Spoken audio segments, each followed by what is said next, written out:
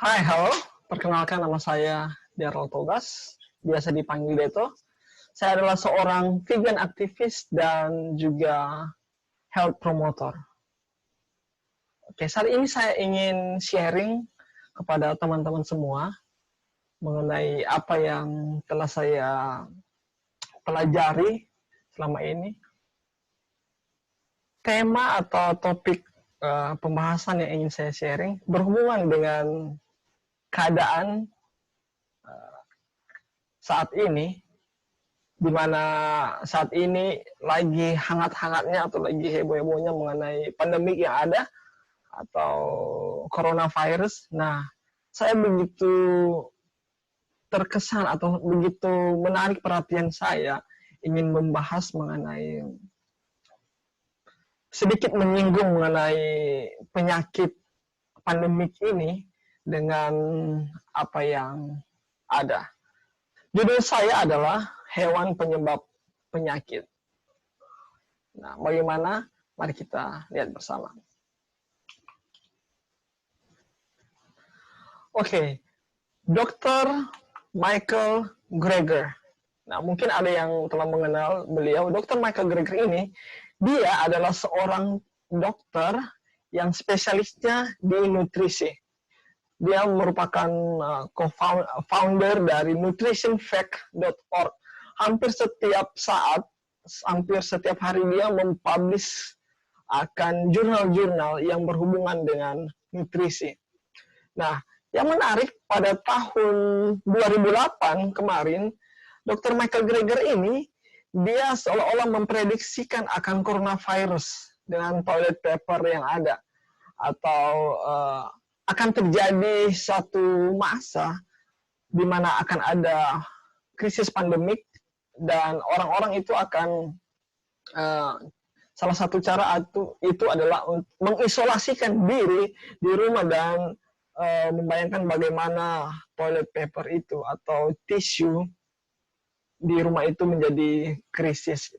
Nah, mungkin bagi kita orang Indonesia tidak terlalu mengkhawatirkan mengenai tisu ini, tapi orang di Amerika sana mereka sangat memperhatikan soal tisu ini. Mari kita lihat akan video di tahun 2008 kemarin.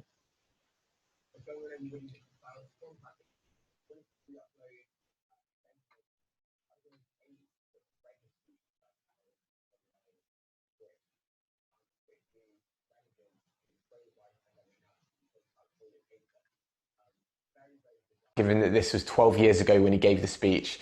Let me know down below what you think, and I hope you enjoy. My intention today was just to focus on primary prevention, getting to the root cause. But with the unprecedented spread of this truly unprecedented virus, it is important that everyone be prepared for the next influenza pandemic. So let me just throw out some resources. The CDC has set up an excellent pandemic preparedness website, pandemicflu.gov.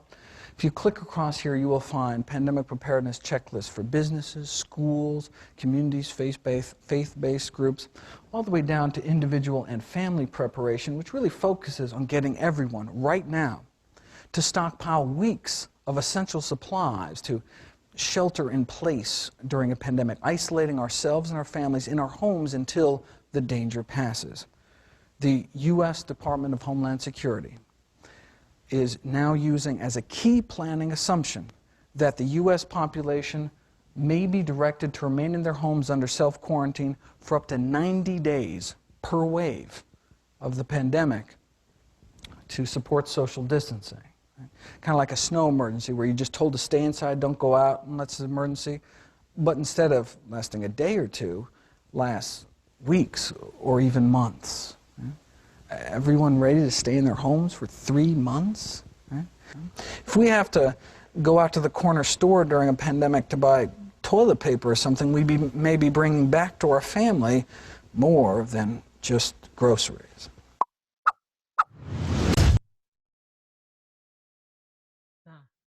Di tahun 2015 kemarin juga, tahun 2015, selain Dr. Michael Greger kemarin di tahun 2008, sempat memprediksikan akan sebuah pandemi. Bill Gates di tahun 2015 kemarin pernah juga warning atau memberikan amaran tentang akan datangnya pandemik ke depannya nanti. Mari kita lihat video pandangan dari The Bill impact Gates. of a huge epidemic, like a flu epidemic, would be phenomenal because all the supply chains would break down.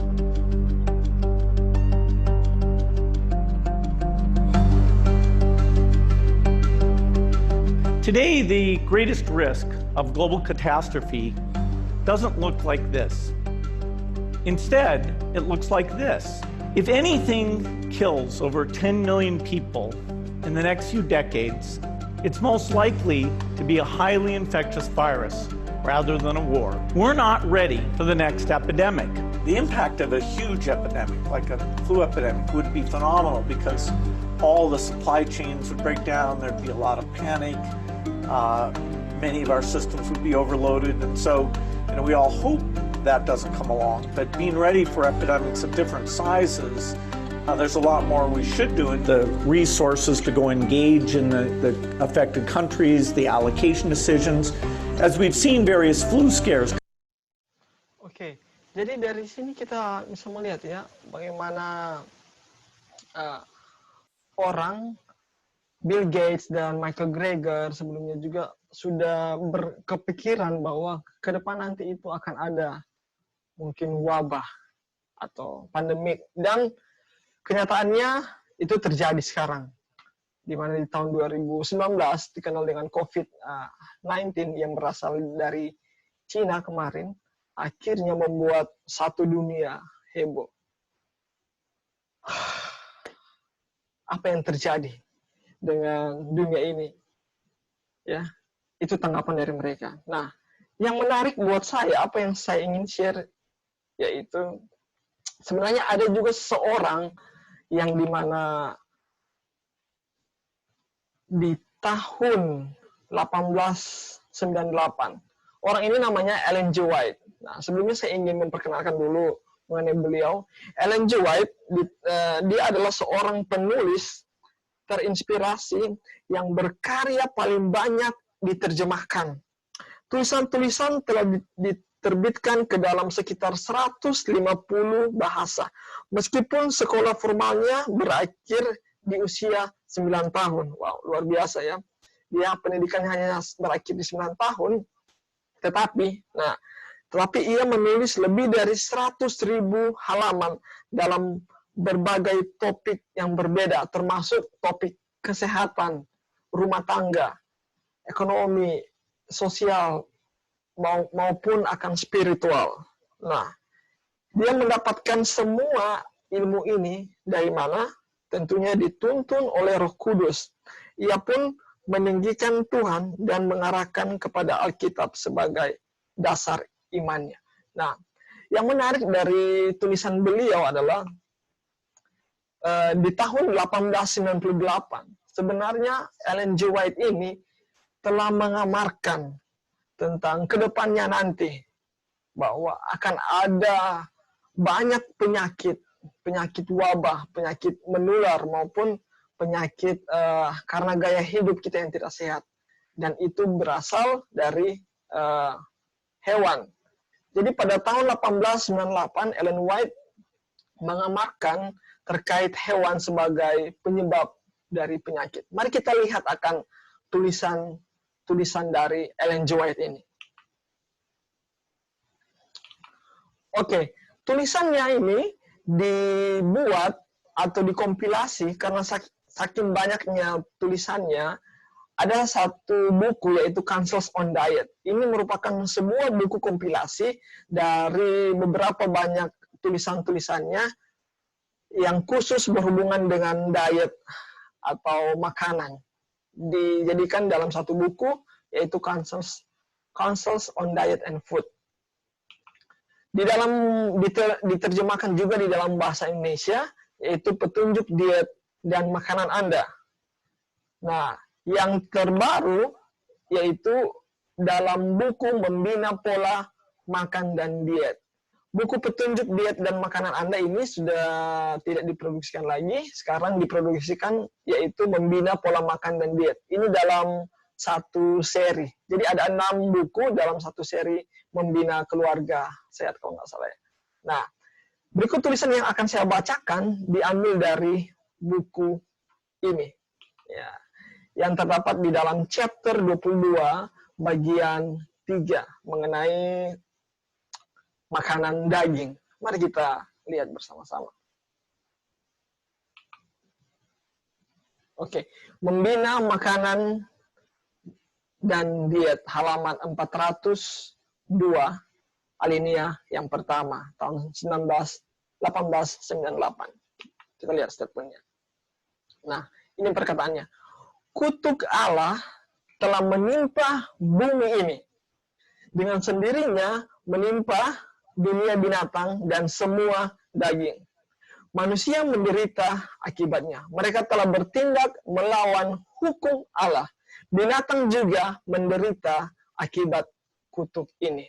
Nah, jadi kutuk Allah telah menimpa bumi ini. Dan di dalam bumi ini termasuk akan binatangnya dan manusia juga telah menerima kutukan itu. Kutukan apakah itu? Itu adalah kutukan dari dosa. Mari kita lihat sini, mereka telah bertindak melawan hukum Allah. Itu adalah kutukan dari dosa. Sehingga manusia ini sudah hilang akan kemuliaan Allah. Manusia akhirnya menjadi jatuh sakit juga. Ya kan? Tanah menjadi kering, yang dulunya subur. Nah, seperti itu. Jadi kita mendapatkan kutuk. Begitu juga dengan hewan. Hewan yang dulunya merupakan teman kita, sekarang mereka justru bisa menyerang kita, memakan manusia atau memangsa yang lain juga. Dan di dalam hewan pun ada banyak penyakit yang ada. Jadi sebuah sistem yang sebenarnya damai, sebuah sistem yang dulunya tertata rapi, halus, setelah manusia melawan akan hukum Allah, akhirnya kutukan itu menimpa kita dan menjadi chaos. Dan salah satunya menimpa yang paling besar adalah di binatang dan semua daging. Oke. Jadi konsep ini kita dapat ya. Kita lanjut. Lanjutannya di alinea yang kedua dalam membina makanan dan diet. Nah, penyakit hewan membuat makanan daging satu hal yang berbahaya. Kutuk Tuhan menimpa bumi manusia. Ini yang tadi saya katakan, binatang dan ikan di laut. Sementara pelanggaran itu hampir menjadi universal, kutuk ini akan diizinkan menjadi luas dan dalam seperti pelanggarannya. Jadi, karena dunia ini kita telah dikutuk karena akibat dosa, akhirnya di dalam hewan pun, hewan itu, hewan yang di darat maupun di laut itu sudah tidak menjadi sahabat kita lagi istilahnya ya, atau sudah tercemar. Nah, sehingga di dalam hewan pun itu ada apa? Ada penyakitnya. Ya. Nah, binatang dan ikan di laut. Sementara pelanggaran itu hampir menjadi universal. Jadi, ibaratnya sama seperti pelanggaran yang semakin luas. Pelanggaran orang semakin meningkat di akhir zaman ini. Pelanggaran akan hukum Allah. Sehingga penyakit pun itu atau kutukan itu pun semakin universal atau semakin meraba ke seluruh dunia. Mungkin itu yang ingin dikatakan oleh Ellen White ya. Oke, mari kita lanjut. Masih di alinea yang kedua. Oke. Penyakit menyerang tubuh melalui makanan daging. Nah, akhirnya apa? Akhirnya penyakit itu menyerang manusia melalui makanan daging. Kita harus ingat sebelumnya bahwa ada hal atau ada sesuatu yang benar-benar diciptakan Tuhan sebagai makanan kita. Jadi hewan bukan merupakan ciptaan Tuhan untuk kita konsumsi atau untuk kita makan atau untuk kita pakai dan eksploitasi. Tapi ada benda atau subjek atau objek yang diciptakan Tuhan sebagai makanan kita yang sebenarnya, yaitu kita tahu bersama ya, buah-buahan. Nah, penyakit menyerang tubuh melalui makanan daging.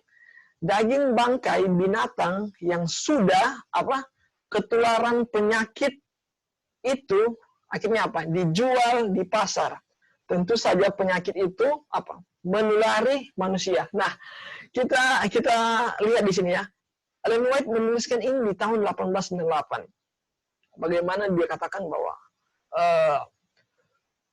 di hewan itu sudah banyak penyakitnya.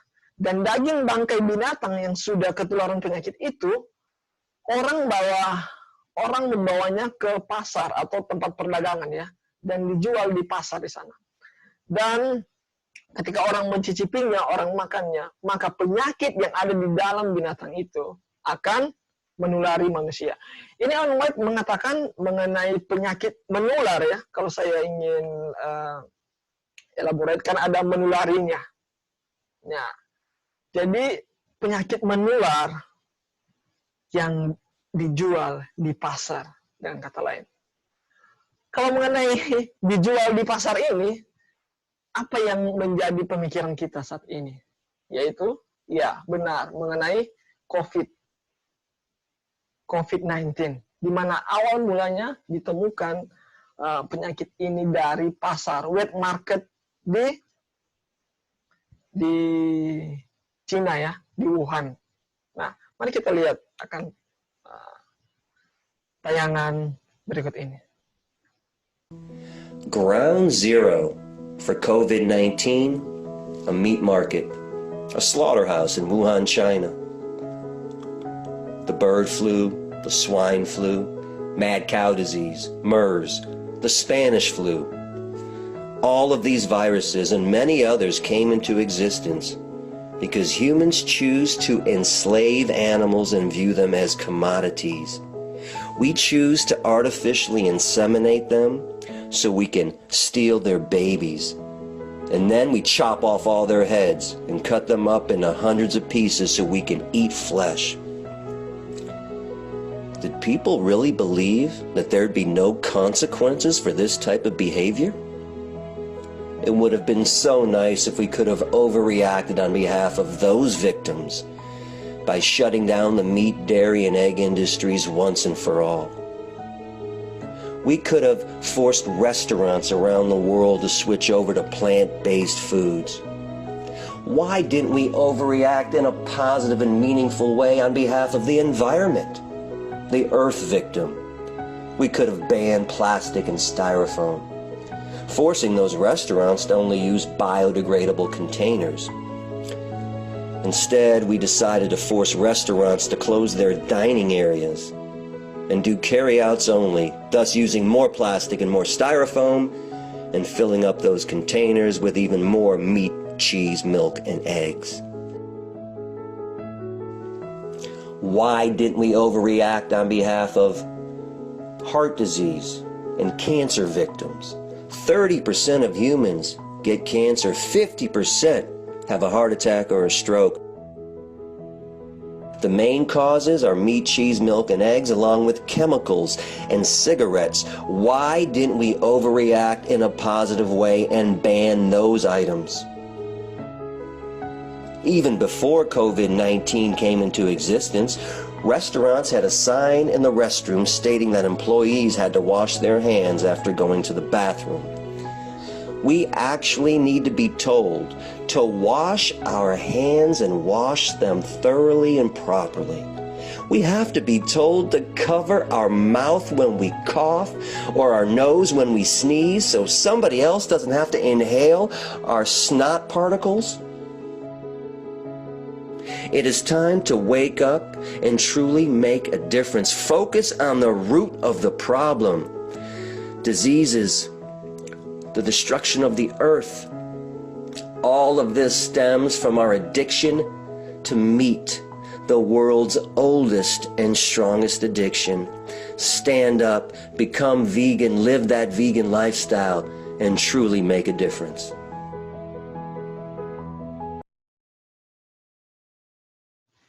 Oke, sangat benar sekali ya apa yang dikatakan oleh Gary Yourofsky tadi, sebuah video di mana semua penyakit, hampir semua penyakit itu ada relatednya dengan konsumsi akan hewan.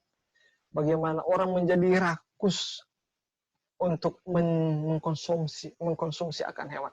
Kita lihat di sini global outbreaks, worst epidemics in recent history. Jadi epidemik terburuk yang pernah terjadi di dunia selama ini. Mari kita lihat di sini. Dari 1967 sampai yang terakhir ini. Ada Marburg tahun 1967, ada Ebola 1976, ada Nipah 1969, ada SARS tahun 2002, ada flu burung tahun 2003, ada MERS 2012, ada bird flu juga 2013, dan sebagainya. Ada semua penyakit epidemik ini, kalau kita perhatikan, adalah semuanya berasal dari apa? Dari hewan, dari animals. Jadi saya sangat terharu sekali dengan tulisan yang ditulis oleh Ellen G. White yang mengenai karena dunia ini telah dikutuk karena ulah dosa manusia, sehingga binatang pun itu ada penyakitnya di dalam, dan kita tidak harus membunuh binatang untuk menjadikan sebagai makanan kita. Mari kita lihat akan tayangan dari kutipannya selanjutnya. Jadi dari tadi ya kita melihat bahwa bagaimana semua penyakit epidemik pun yang sekarang itu penyebabnya adalah dari hewan yang dijual di pasar ya tadi, kata Ellen G. White. Kita lanjut lagi kutipan dari Membina Makanan Diet halaman 402 alinea yang ketiga. Nah, Tuhan akan membawa umatnya kepada satu posisi di mana mereka tidak mau menjamah atau mencicipi daging binatang yang mati. Oke? Dalam waktu yang singkat, susu sapi juga akan dibuang dari daftar makanan umat Allah yang menurut segala hukumnya. Dalam waktu yang singkat, tidak akan aman lagi menggunakan sesuatu bahan makanan yang berasal dari binatang. Sekali lagi ya, ini ditulis pada era 1898. Sebelum kata vegan ada. Kata vegan ada itu di tahun 1944 kalau saya tidak salah. Jauh sebelumnya, puluhan tahun sebelumnya, Ellen G. White telah mengamarkan bahwa sebenarnya umat Tuhan itu tidak akan menggunakan atau tidak akan menjamah atau mencicipi daging binatang yang mati. Ya. Sama seperti susu sapi. Di zaman Ellen White, susu sapi yang mereka peroleh mungkin menurut mereka itu masih sehat dan masih masuk di akal. Tapi zaman sekarang itu sudah tidak masuk di akal lagi akan bagaimana industri susu sapi itu. Makanya di statement yang terakhir dia katakan, dalam waktu yang singkat tidak akan aman lagi menggunakan suatu bahan makanan yang berasal dari, bukan dari sapi saja, tapi dari binatang. Semua produk hewani, entah itu susu, telur, keju, dan daging, ikan, ayam, semua. Saudara-saudara bisa bayangkan ya. Karena apa? Karena hewan bukan makanan kita. Dan hewan merupakan sumber apa? Sumber dari penyakit. Nah, mari kita lihat. Dalam membina makanan diet, halaman 402 alinea ketiga merupakan lanjutannya. Statement dari Ellen White katakan, mereka yang percaya pada Allah dan menurut hukum-hukumnya dengan segenap hati akan diberkati. Dia menjadi tameng perlindungan mereka. Perkataan ini merupakan sambungan dari statement yang tadi. Jadi statement tadi katakan, dalam waktu yang singkat tidak akan aman lagi menggunakan suatu bahan makanan yang berasal dari binatang. Baru lanjutannya adalah mereka yang percaya pada Allah dan menurut hukum-hukumnya dengan segenap hati akan apa? Akan diberkati. Dia menjadi tameng perlindungan mereka. Apa yang diberkati maksudnya di sini? Kalau saya baca, karena ini merupakan sambungan dari tulisan Ellen White yang sebelumnya, mereka yang percaya pada Allah dan menuruti hukum-hukumnya. Yang saya maksudkan di sini adalah, mungkin Ellen White katakan adalah mereka yang percaya apa? Ini nih, yang tidak menggunakan sesuatu bahan makanan yang berasal dari binatang lagi, ataupun yang tidak menjamah atau mencicipi daging binatang yang mati. Nah, mereka ini katanya akan apa? Akan diberkati. Nah, akan mendapat berkat. Berkat apa itu? Menurut saya itu adalah berkat kesehatan.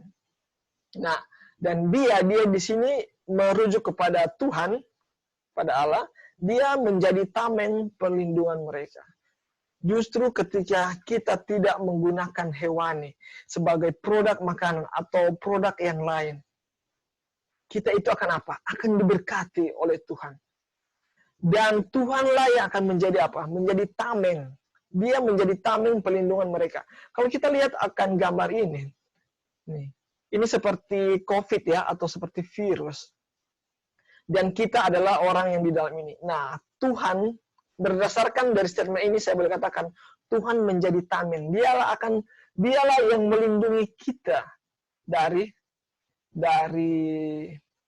penyakit yang akan datang. Ini merupakan jaminan ya, jaminan yang luar biasa. Kalau apa? Kalau mereka yang percaya pada Allah menuruti akan apa? Akan saran-sarannya, akan amaran-amarannya. Nah, buktinya kita akan baca di dalam Keluaran 15 ayat 26. Firman-Nya, ini merupakan janji juga terhadap orang-orang Israel di zaman dahulu. Firman-Nya, jika kamu sungguh-sungguh mendengarkan suara Tuhan Allahmu dan melakukan apa yang benar di matanya, dan memasang telingamu kepada perintah-perintahnya, dan tetap mengikuti segala ketetapannya, maka aku sini Tuhan, tidak akan menimpakan kepadamu penyakit manapun. Ya, dalam ordensi ini penyakit manapun yang telah kutimpakan kepada orang Mesir. Sebab aku, Tuhanlah yang menyembuhkan engkau. Jadi, coba lihat ya, luar biasa sekali akan berkat Tuhan kepada kita. Apabila kita apa? Nah, ini apabila saya telah memberikan yang warna kuning ini merupakan kata kerja yang dimana kita harus melakukannya. Apabila kita apa? Satu, mendengarkan suara Tuhan, apa? Melakukan apa yang benar di mata Tuhan, dan apa? Memasang telinga kepada perintah-perintahnya, dan apa? Dan mengikuti segala ketetapannya. Wah, ini luar biasa ya. Jadi ada 1, 2, 3, 4, 5. Ada 5 kata kerja yang semuanya itu hampir sama. Mendengarkan, melakukan, memasang telinga, mengikuti segala ketetapannya. Maka Tuhan tidak akan apa. Ini janji yang luar biasa sekali yang saya bisa berikan kepada teman-teman semua. Tuhan tidak akan menimpakan kepadamu penyakit manapun. Penyakit manapun itu semuanya. Mau diabetes, malaria, kolesterol, COVID, Ebola, apapun. Jikalau, tapi apa? Tapi jikalau jikalau kita mendengarkan, melakukan semua yang Tuhan perintahkan. Termasuk apa? Termasuk hukum-hukum kesehatan. Dan merupakan satu kunci juga di bagian terakhir di sini adalah apabila pun kita jatuh sakit nanti, nah Tuhanlah yang menyembuhkan engkau. Jadi Tuhan adalah sumber kesembuhan dari surga. Jadi kalaupun kita sakit, kita melanggar akan apa? Melanggar akan perintah-perintahnya ini, melanggar akan hukum Allah, melanggar hukum kesehatan, melanggar akan perintahnya. Kita harus datang kepada Tuhan untuk apa? Meminta pengampunan dari Tuhan. Karena hanya Tuhanlah yang menyembuhkan kita. Oke, jadi itu harus digarisbawahi ya. Nanti ke depan saya akan memberikan materi mengenai bagaimana cara Tuhan menyembuhkan orang. Bagaimana metode Tuhan untuk menyembuhkan orang yang sakit. Oke, mari kita lanjut. Nah, masih di kutipan yang sama, buku yang sama, di alinea yang keempat. Katanya, penyakit yang menyerang binatang semakin lama semakin banyak. Keamanan kita satu-satunya sekarang ini ialah meninggalkannya sama sekali. Penyakit yang paling mengerikan sekarang merajalela. Dan usaha dokter yang sudah mendapat terang adalah menganjurkan pasien makan daging sebagai tindakan yang terakhir. Nah, jadi di sini menarik ya. Dikatakan bahwa ini sekali lagi di tahun 1898. Ellen White mengatakan bahwa penyakit yang menyerang binatang itu semakin lama semakin banyak. Dengan kata lain itu akan ada kurvanya itu semakin meningkat dari hari ke hari. Penyakit yang disebabkan karena binatang. Jadi semakin hari semakin banyak. Kalau kita lihat dari kurva pandemik tadi yang ada, semakin hari semakin meningkat akan penyakit-penyakit pandemik yang disebabkan oleh karena apa? Oleh karena hewan, binatang. Itu baru dari penyakit infeksi. Nah, bagaimana dengan penyakit non-communicable disease atau penyakit yang tidak menular? Nah, nanti saya akan tunjukkan statistiknya setelah ini. Nah, yang menarik di sini, salah satu kuncinya adalah keamanan, merupakan keamanan kita. Satu-satunya sekarang ini ialah untuk meninggalkannya sama sekali. Jadi, meninggalkan sama sekali akan apa?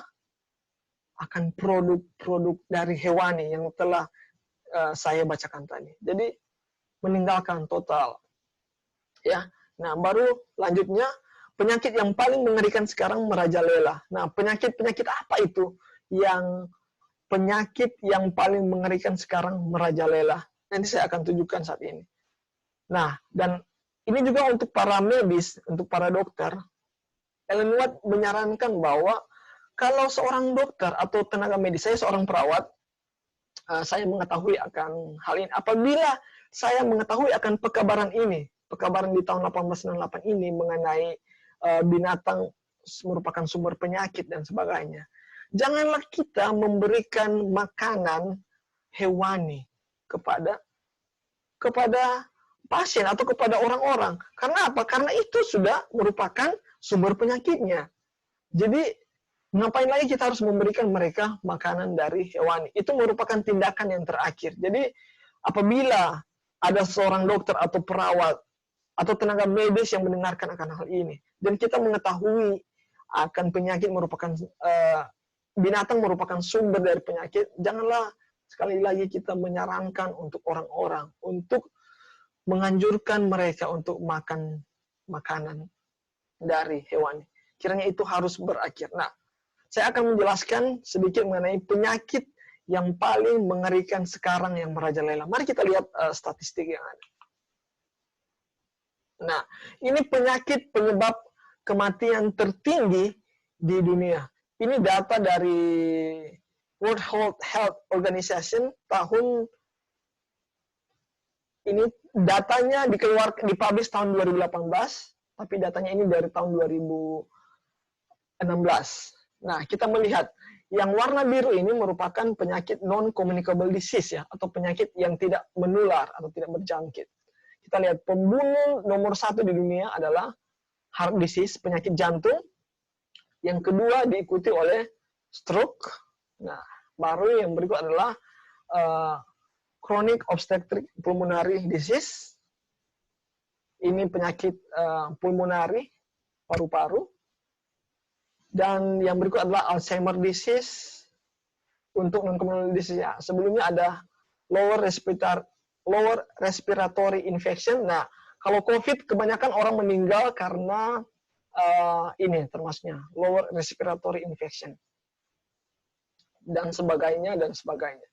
Kalau kita melihat di sini, penyakit yang merajalela dunia sekarang ini sebenarnya bukan COVID, tapi penyakit karena gaya hidup yang tidak sehat, yaitu ada penyakit jantung sini. Nah, mari kita lihat ini di dunia ya, ini di dunia. Mari kita lihat di Indonesia. 10 penyebab kematian di Indonesia. Yang paling tinggi adalah stroke, pemirsa. 21,1% penyebab kematiannya itu adalah stroke. Baru yang kedua adalah penyakit jantung. Dan diikuti oleh penyakit-penyakit yang lainnya. Hampir semua penyakit di sini, penyebab kematian di Indonesia maupun di dunia, hampir semuanya itu adalah berhubungan dengan gaya hidup yang tidak sehat. Kalau saya katakan gaya hidup yang tidak sehat, itu ada hubungannya dengan makanan, olahraga, minum air, penggunaan rokok, dan istirahat, dan sebagainya, dan sebagainya. Tapi mari kita lihat ya, data yang berikutnya. Nah, kalau tadi kita melihat akan daftar penyakit penyebab kematian tertinggi di dunia, sekarang ini saya akan tunjukkan bagaimana faktor risiko sehingga menyebabkan orang itu meninggal, atau sehingga orang itu menyebabkan penyakit yang tadi, penyakit jantung, penyakit cancer, ataupun stroke, dan sebagainya. Apa yang menyebabkan mereka sehingga mendapatkan penyakit itu dan membuat mereka itu meninggal. Yang pertama adalah faktor risiko yang paling tinggi, yaitu dietary risk, atau sesuatu yang berhubungan dengan makanan. Makanya penyakit jantung merupakan penyakit kematian tertinggi di dunia, dan itu berhubungan sekali dengan makanan. Dan makanan apa itu? Mari nanti saya akan tunjukkan datanya selanjutnya. Ini di dunia ya, baru diikuti dengan high blood pressure. Nah, high blood pressure ini juga penyebabnya karena apa? Karena berhubungan dengan makanan dan sebagainya. Ini di Indonesia ya, faktor risiko PTM ini adalah penyakit tidak menular. Yang paling tinggi adalah berhubungan dengan makanan. Kurang makan sayur dan buah. Kita sudah tidak makan, kurang sekali makan sayur dan buah, baru makanan yang kita makan itu penuh dengan perasa, micin, dan sebagainya. Baru makanan itu olahan, manis-manis, gula table sugar, gula pasir, gula-gula sederhana, makin banyak, dan makanan makan makanan yang berlemak. Nah, ini yang dari semua ini penyebab faktor risiko penyebab kematian tertinggi di Indonesia karena makanan. Dan dari makanan itu yang paling tinggi sebenarnya adalah berhubungan dengan kurang makan sayur dan buah. Kebalikannya, kita justru makan apa? Makan banyak lemak. Lemak dari apa? Dari hewan. Nah, saya akan tunjukkan salah satu contoh kasus ya. Kasus yang paling tinggi di dunia ini, yaitu penyakit jantung. Ini ada fakta penyakit jantung. Penyakit jantung koroner itu merupakan penyakit nomor 1 penyebab kematian di dunia. Nah, di setiap 3 detik, di dunia ini ada orang yang meninggal karena penyakit jantung koroner. Wah, luar biasa. 3 detik. 1, 2, 3. Pak, ada yang meninggal. 1, 2, 3. Ada yang meninggal. Karena apa? Karena penyakit jantung. Ini sangat tinggi prevalensinya dibandingkan dengan COVID ya. Prevalence orang terkena penyakit jantung itu masih jauh lebih tinggi daripada orang yang kena COVID untuk meninggal. Baru 1 dari 10 orang di Indonesia akan meninggal dengan penyakit jantung koroner.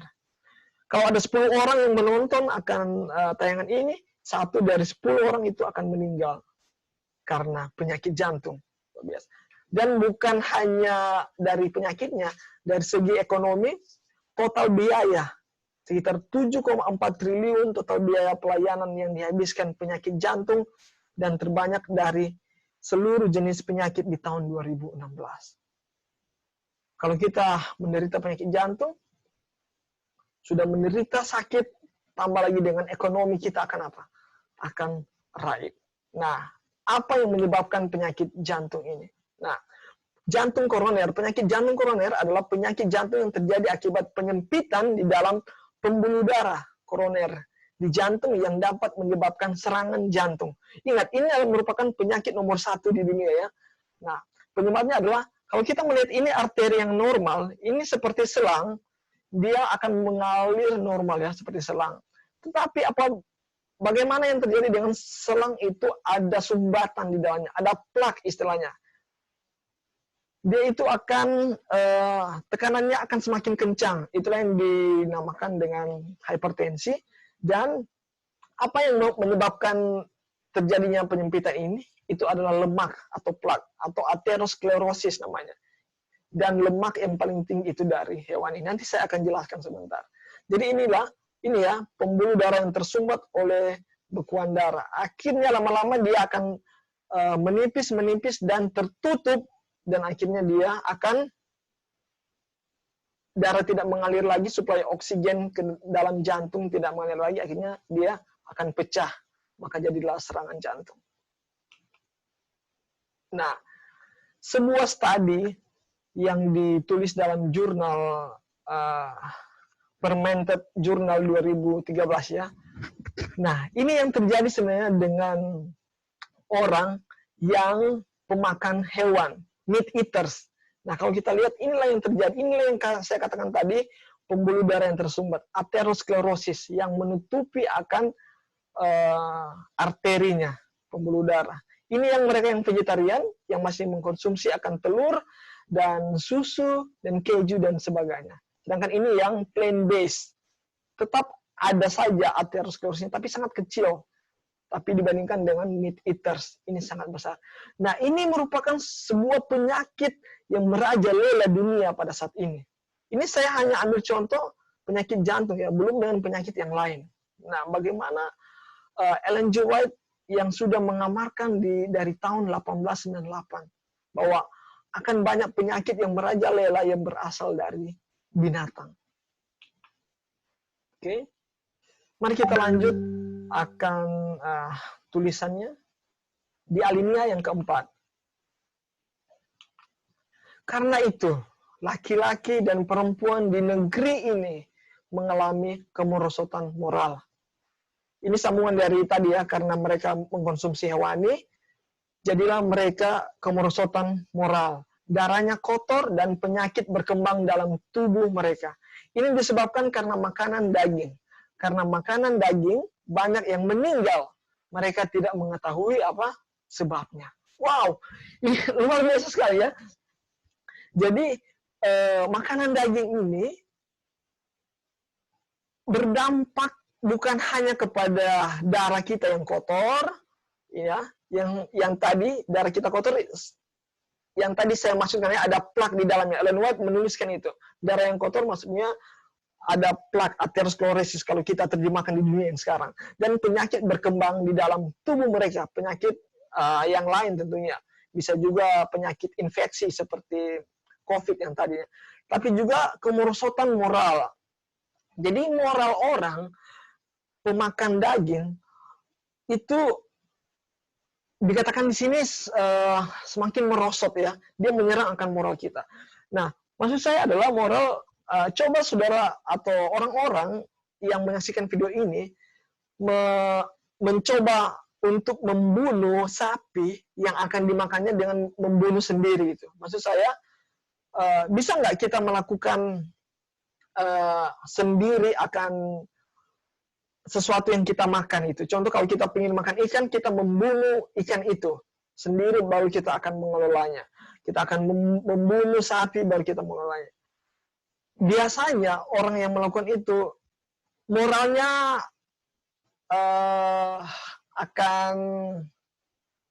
akan merosot jadinya sebenarnya, karena kita tidak akan tega sebenarnya untuk melakukan hal itu. Kalaupun kita tega melakukannya, dengan kata lain kita jadinya tidak bermoral. Nah, makanya sangat tren sekarang itu sebenarnya vegan itu bukan hanya soal penyakit di dalamnya, tapi juga soal moral kita.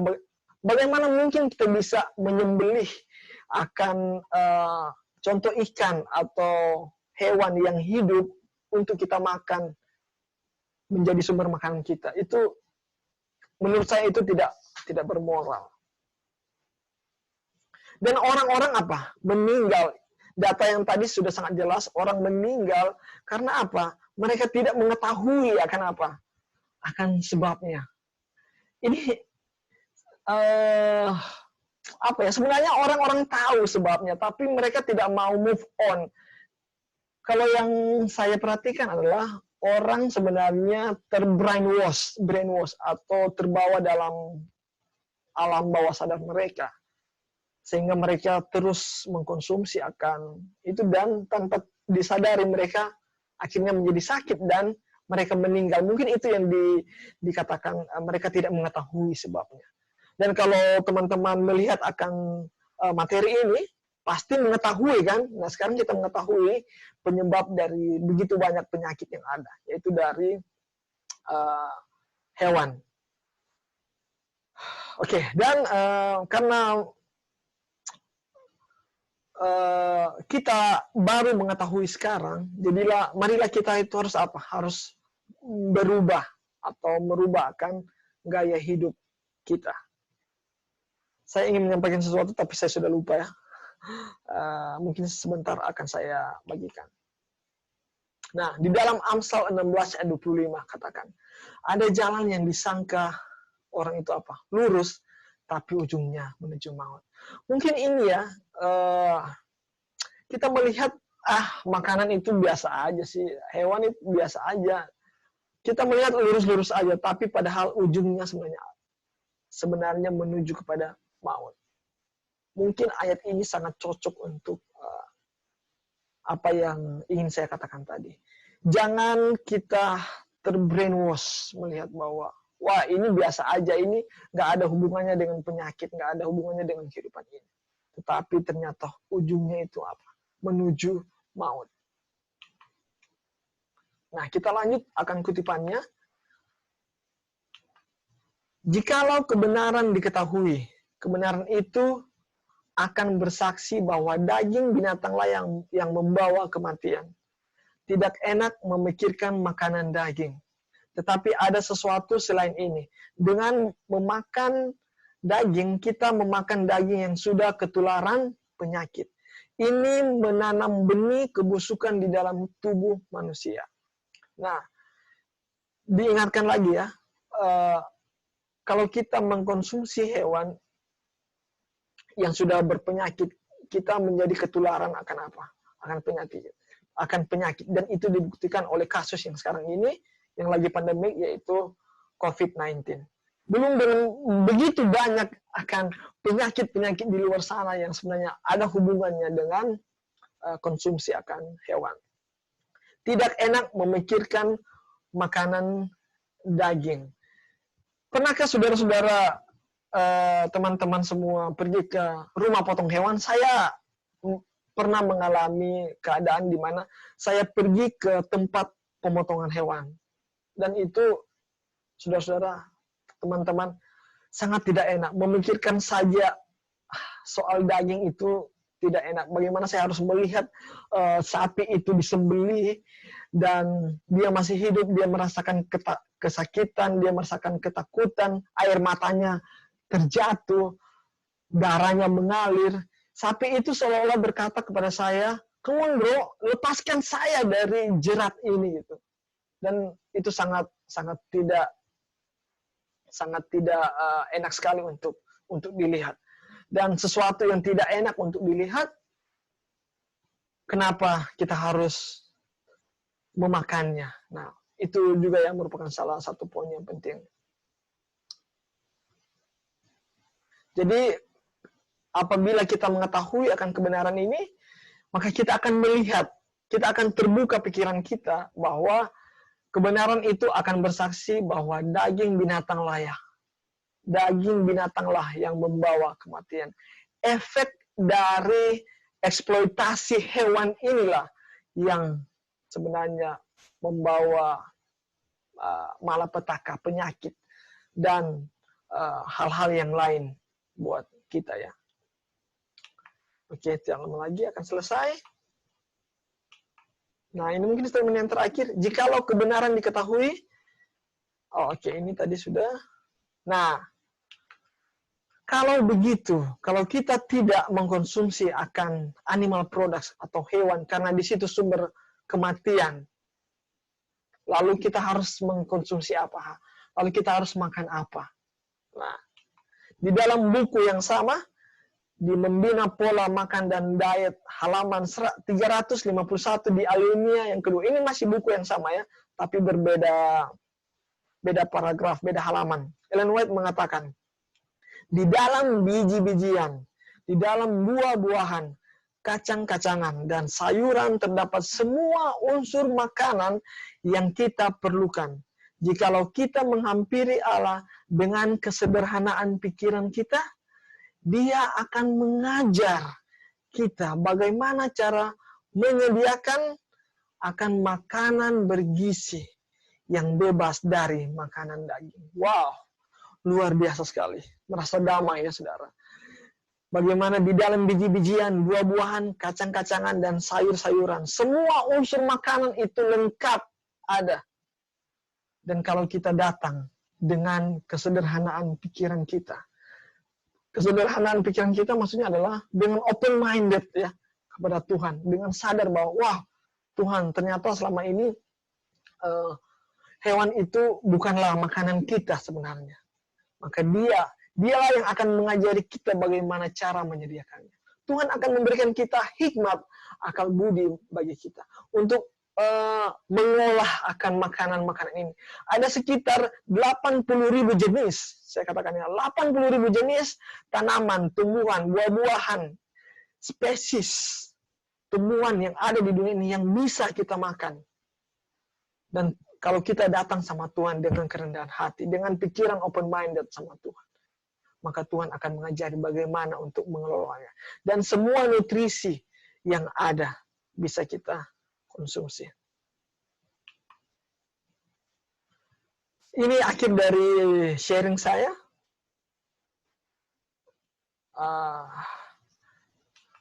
Saya akan menunjukkan satu video. Jadi merupakan statement terakhir dari Ellen White di buku Membina Makanan dan Diet halaman 403 alinea yang pertama, mengenai jangan mencabut nyawa makhluk hidup untuk menjaga kelangsungan hidup orang Kristen. Jadi kita saran Ellen White adalah janganlah kita mencabut nyawa dari makhluk hidup untuk menjaga kelangsungan hidup kita. Bukan hanya soal makanan saja, tapi seringkali binatang ini kita jadikan komoditi kita, eksploitasi mereka sebagai hiburan, sebagai transport, sebagai bahan-bahan yang lain, sebagai contoh pakaian dan sebagainya. Kita tidak perlu, sekarang banyak sekali hal di luar sana yang kita bisa gunakan tanpa hewani. Mari kita lihat akan tayangan ini.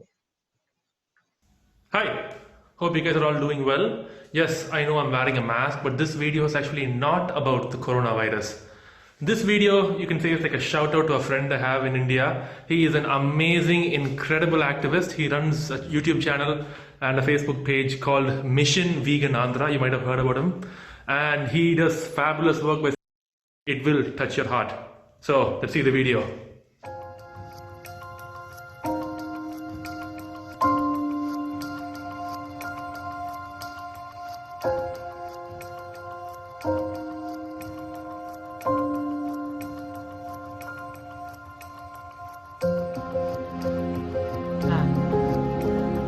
dan hewan menjadi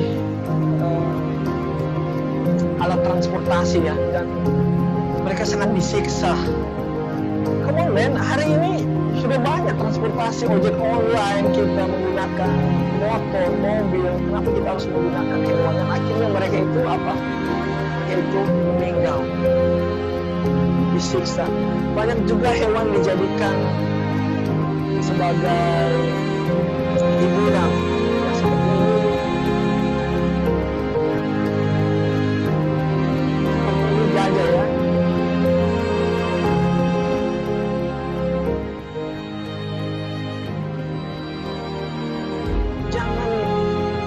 Janganlah membuat mereka menjadi sesuatu untuk menjadi kelangsungan hidup bagi kita.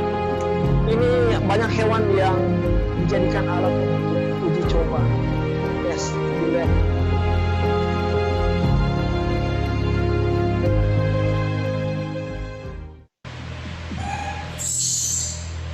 Nah, apa responsnya? I'm not a test kit. Banyak hewan disangkar di dalam kandang. Mereka yang sebenarnya bisa terbang bebas, bisa melakukan aktivitas yang lain, mereka tersangkar. Dan akhirnya timbullah penyakit di dalam binatang-binatang ini, jadi menjadi sirkus untuk menghibur kita manusia. Sekali lagi Ellen White mengatakan dalam buku Membina Makanan Diet halaman 403 paragraf yang pertama, jangan mencabut nyawa makhluk hidup untuk menjaga akan kelangsungan hidup orang Kristen. Mencabut nyawa ini termasuk binatang-binatang. Seringkali kita menggunakan mereka sebagai makanan, kita menggunakan mereka sebagai alat-alat hiburan, kita menggunakan mereka sebagai hal-hal yang lain. Mereka ini sebenarnya juga adalah ciptaan Tuhan yang memiliki desire atau keinginan hidup yang sama dengan kita manusia.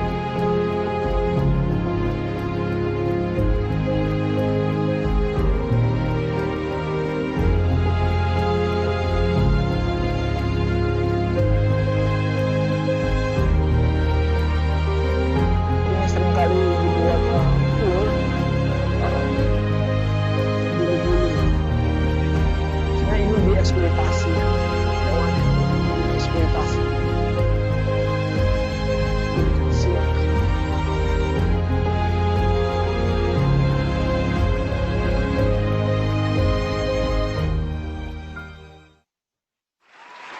Memberikan hiburan, dipermainkan.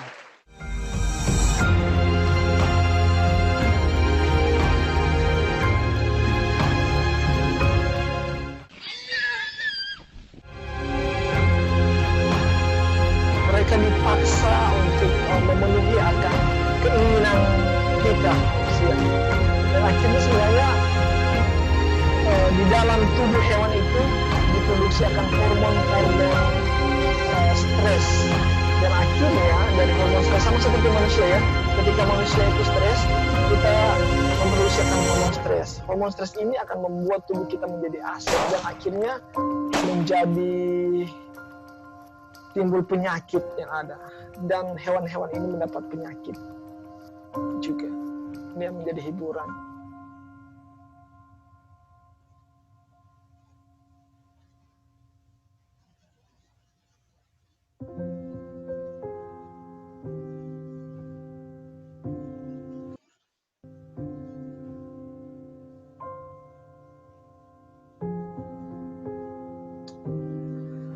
Dan yang paling besar sebenarnya penggunaan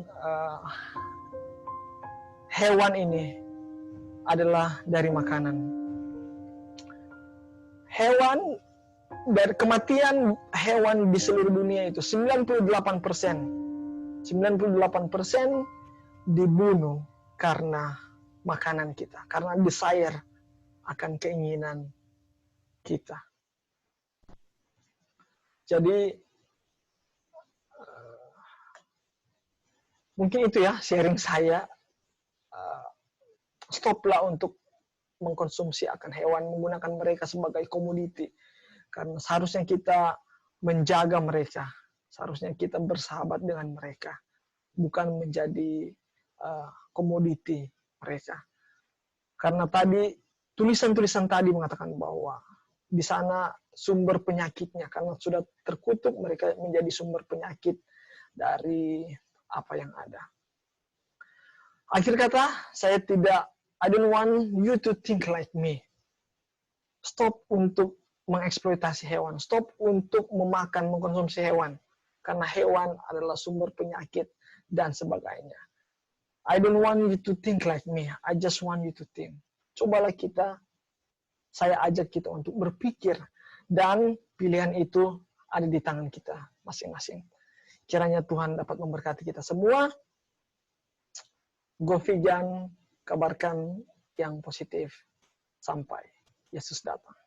Terima kasih.